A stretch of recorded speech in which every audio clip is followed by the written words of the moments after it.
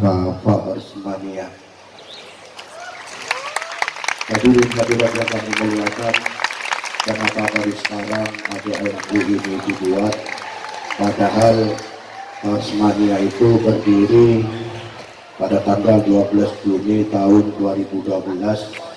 Sekarang itu sudah 9 tahun. Kenapa baru sekarang dibuat ADRT? Karena yang pertama, Faharsmania awalnya adalah sebuah komunitas para pecinta beliau Raden Gaji Fakhrila Sohol. Awalnya hanya beberapa orang, kemudian berkumpul jadi puluhan orang, berkumpul lagi jadi ratusan orang, berkumpul lagi jadi ribuan orang, sekarang sudah puluhan ribu, bahkan mungkin sudah ratusan ribu. Kalau hanya komunitas, cukup ada lambang, cukup ada pengurus. Tetapi dalam perkembangannya Faharsmania ini berkembang sangat pesat. Kepengurusannya sudah lengkap dari pusat, kecamatan sampai ke desa-desa se-Kabupaten Bangkalan.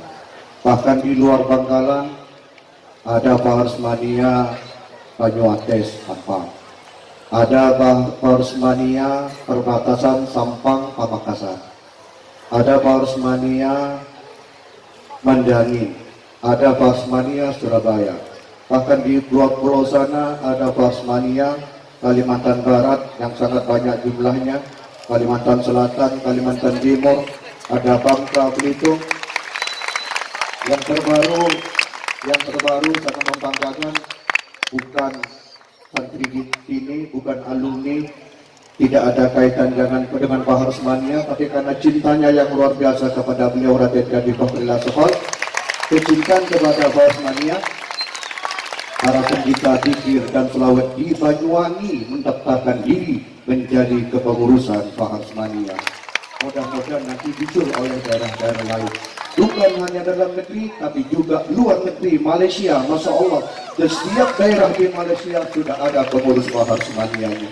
Karena begitu banyaknya Faharsmania ini, kemudian akan banyak sekali permasalahan-permasalahan, perlu pedoman-pedoman yang kuat yang menjadi kesepakatan bersama, sehingga kemudian dibuatlah anggaran dasar dan anggaran rumah tangga Faharsmania atas perintah langsung dari beliau Raden Gaji Fakhrila Sohol.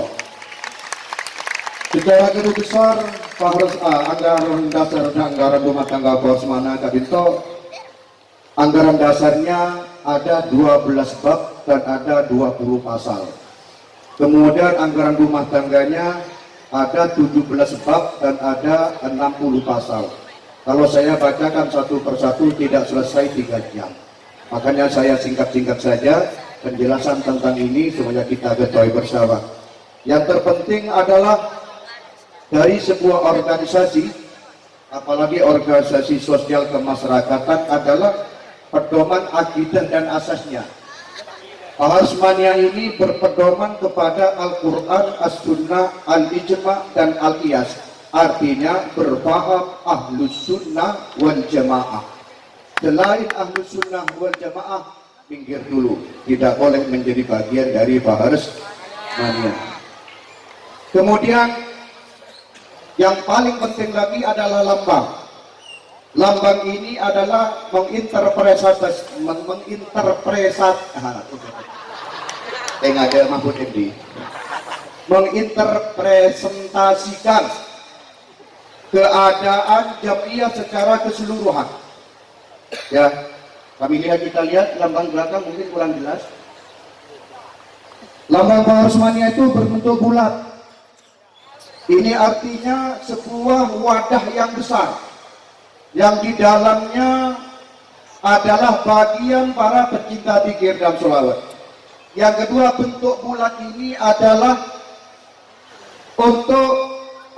bentuk bulat ini adalah sebagai tekad bulat untuk terus berjuang memasyarakatkan sholawat dan mensolawatkan masyarakat. Ada satu bintang besar di atas, itu menunjukkan baginda Rasulullah Muhammad SAW yang akan terus menjadi panutan dan teladan dalam setiap gerak langkah perjuangan Faharsmania. Ada 4 bintang di kanan kiri menunjukkan 4 sahabat Nabi dan 4 madhab yang menjadi acuan dalam bingkai ritual keagamaan Faharsmania. Ada 2 tangan bersalaman di tengah. Ini menunjukkan persaudaraan dan persahabatan yang erat, persatuan yang kuat, dan rasa mahabbah yang kuat sebagai nafas dalam perjuangan Faharsmania. Kemudian ada tulisan Faharsmania. Di sebelah atas adalah pencinta Syekh Fahri. Ini menunjukkan arti penting dari Faharsmania. Kemudian di tengah ada tulisan Fahars. Fahars ini setelah R ada komanya, ada S. Ada yang mengkritisi ini salah katanya, karena kalau S itu jamak, sedangkan mania juga jamak. Kalau ada komanya ini berarti milik. Saya jelaskan di forum ini bahwa maksud koma setelah huruf R kemudian ada huruf S, ini artinya adalah nama beliau Raden Kiai Fakhrillah Asghar. Fakhrnya adalah beliau Raden Kiai Fakhrillah, koma dan S-nya adalah Asghar. Jadi Fahars itu bukan jamak, bukan berarti milik dalam kosakata bahasa Inggris maupun kosakata bahasa Indonesia, tetapi bermakna singkatan dari nama beliau Raden Kiai Fakhrillah Asghar. Mania adalah di bawah, ini adalah para penggemar, ya, para penggemar beliau Raden Kiai Fakhrillah Asghar. Kemudian kenapa kok ditaruh ke tengah? Karena dalam dakwah perjuangan Faharsmania senantiasa berada di tengah-tengah, tidak menggunakan cara kekerasan dan tidak liberal. Kok ke kanan, kok ke kiri, beringat tengah. Khairul umur awsaduha.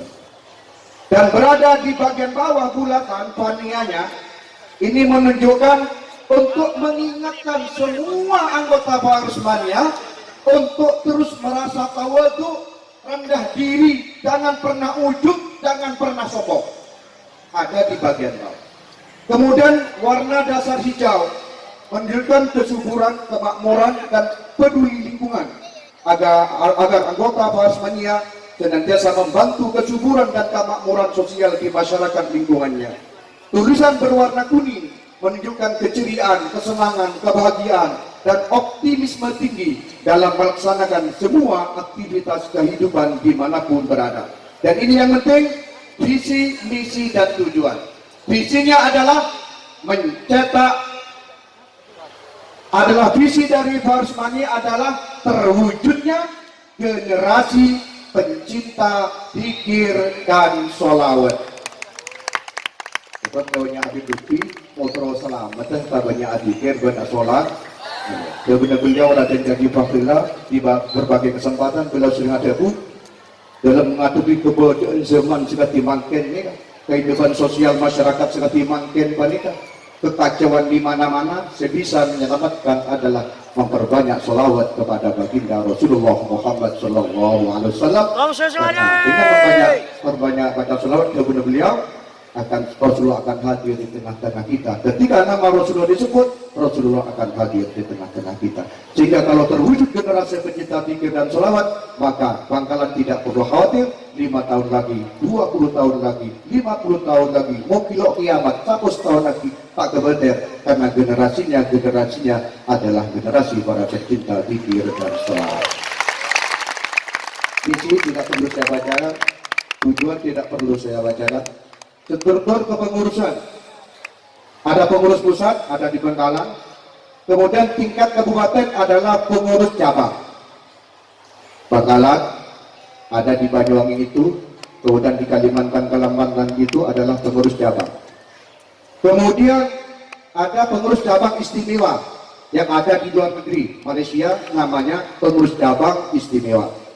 Kemudian untuk tingkat kecamatan, ini namanya pengurus anak cabang. Di Melangken sebutan dirubah, jadi jangan ada pengurus kecamatan Monang, pengurus kecamatan Teraget. Yang benar adalah pengurus anak cabang dari kecamatan dimaksud. Kemudian yang terakhir adalah pengurus tingkat desa yang ada di desa-desa. Kemudian ya singkat-singkat, kewajiban ini yang penting ya, kewajiban dari anggota Baharsmania: satu, setia, tunduk dan taat kepada organisasi Baharsmania. Dua, menjaga nama baik Baharsmania dimanapun berada. Ini yang paling penting, bukan hanya di majelisan, tapi juga di jalan, di rumah, di dalam lingkungan keluarga. Tunjukkan bahwa kalian adalah pencinta zikir dan selawat. Tunjukkan bahwa kita Baharsmania dari sekolah tanpa sopan, tanpa tunduk, di bining berwasapuan, makun gelem masapuan, selanjutnya gelem, cara ngepel gelem, karena kita adalah bagian Baharsmania. Beni pas cek malam habsian tebak kocok dung sehari begini ini saya maksud Baharsmania. Jadi mulai pelaku pas pagi sore mau dimangkat boleh habsian. Pelaku dung boleh sehari. Nah, jadi kami dimanapun kita berada, di rumah, di jalan, dimanapun harus tetap menjaga nama baik Baharsmania. Jangan melakukan tindakan-tindakan, ucapan-ucapan yang bisa merusak nama baik Baharsmania. Ya sampai abu dabu dan badan, sampai tingkah laku dan badan. Kemudian ini adab di kegiatan kita nih. Kegiatan kita zikir dan selawat ada skala besar, bagi mangken nikah, bagi lonalon dan lain sebagainya. Yang skala kecil ada di daerah-daerah. Kemudian ada acara rutin dan bulan nikah, acara zikir dan selawat. Dan yang paling penting ada pengajian kitab kuning rutin bagi pengurus cabang dan pengurus anak cabang di tiap kecamatan. Ini simbolan mungkin iki gitu, banyak mungkin di Hanan, garis di Fatah, Laung Geki bisa ke Maulidi dan lain sebagainya. Ini kan pengajian rutin, ajar tentang wudhu, tentang sholat.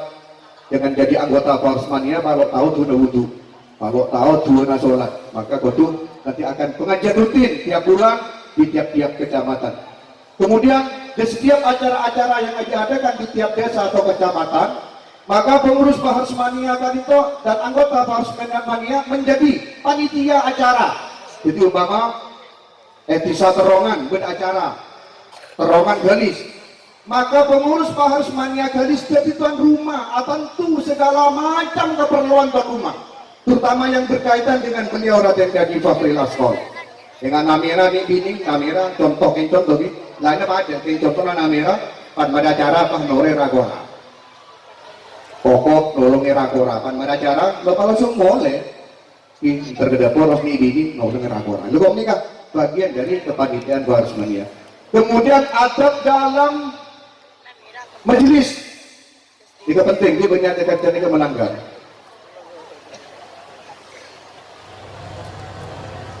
Satu, ibu sebutkan bola, pengurus dan anggota Baharsmania menjadi panitia khusus untuk kesuksesan pelaksanaan acara majelis zikir dan selawat di daerahnya masing-masing, dan tetap melakukan koordinasi dengan sohibul hajat dan tokoh masyarakat setempat. Boleh terlibat tahu cara ngomong nyelonong dua terlibat tak abis tidak beliau, oke?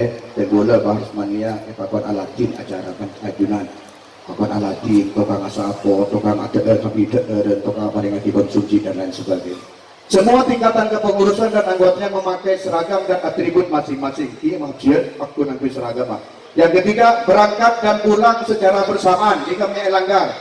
Ketika mau dari konang, maka di konang kena bareng, mau lena apa? Bareng.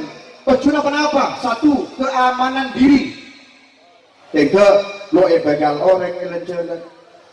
Mau begal orang pengen, mau begal betul. Itu saya bilang bahaya. Lagi, pas ini ceng-ceng pada ini. Lain kalau mulai kapi ginang tenang mulai pak tsunami raunan. Lain kalau demo kapi ginang tenang. Kan katanya mau yang berorek. Jadi mau kayak ngelak segera motor, gue kelak lain. Ini kan bahaya. Harap terus bersamaan, berbarengan, berangkat pulangnya nikah tetap bersama-sama. Yang ketiga, keempat, mematuhi aturan lalu lintas. Tidak melanggar lalu lintas. 6, 5. Menjaga nama baik Baharsmania, baik ucapan maupun tindakan. 6. Ikut menjaga keamanan, ketertiban dan keteraman lingkungan baik di jalan maupun di lokasi acara. Larangan: 1. Dilarang kebut-kebutan berkendaraan baik di jalan raya maupun di jalan perkampungan. Kebut-kebutan lawanan. 2. Mengibarkan bendera di luar ketentuan Baharsmania. Ini bendera Baharsmania tak oleh dikibarkan di arena Baharsmania. Mau ada lagi ya boleh. Ajaran Baharsmania tak lekong cek di bendera lain. Tiga, memakai seragam di luar ketentuan Baharsmania. Di anggota seragaman, apa ini hanya ada seragam. Seragam pun, karena seragam itu kebanggaan kita. Pakai seragam ini akan jadi saksi kita masuk ke surga Allah Subhanahu wa Ta'ala. Empat, memakai atribut-atribut di luar ketentuan Baharsmania. Boleh. Layer, napak, di luar ketentuan Baharsmania tidak boleh. Nah ini nanti Pengurus Pusat akan mengeluarkan layer tentang Baharsmania. Kemudian lendang, apa nih kan? Shawl Baharsmania akan dibuatkan. Melakukan gerakan-gerakan yang melanggar syariat. Tengah bedakin joget, ada bini ini kan? Ampoki bedakin joget, mulanya bini joget. Kalau kau tegur lagi, itu larangan keras bagi Baharsmania. Kemudian yang keenam, bersuit-suit, awit suit tak boleh. Kemudian mengucapkan kata-kata dan tindakan-tindakan tidak pantas, baik di jalan maupun di lokasi acara. Bagi anggota yang melanggar pasal 55 anggaran rumah tangga di atas akan dikenai sanksi organisatoris oleh pengurus pusat. Yang kedua, pengurus Baharsmania setempat melaporkan anggotanya yang melanggar tersebut melalui surat resmi kepada pengurus pusat. Kenapa ini kami cantum lagi? Soal ini kan, moreng namera anggota Baharsmania salah, ini saya wajib alaporaki pengurus Baharsmania Tanah Merah. Lo lereng gelis, lo lereng banyak, lo lereng terakhir. Jadi karena sentimen bocik ke Merah, pas elaborasi langsung ke pusat. Terima di pusat. Tak nerima laporanmu berpenting hati nikah, ada pelanggaran penting tak nerima WA, tak nerima telepon, harus melalui surat resmi. Kenapa? Coba aja tangki, saya harus lapor, kadang pada WA nyasar. Pak, nikah anggota nikah ini. Dan lawan yang kita salah lapor ke saya lapor lagi ke saya. Jadi harus surat resmi, supaya apa?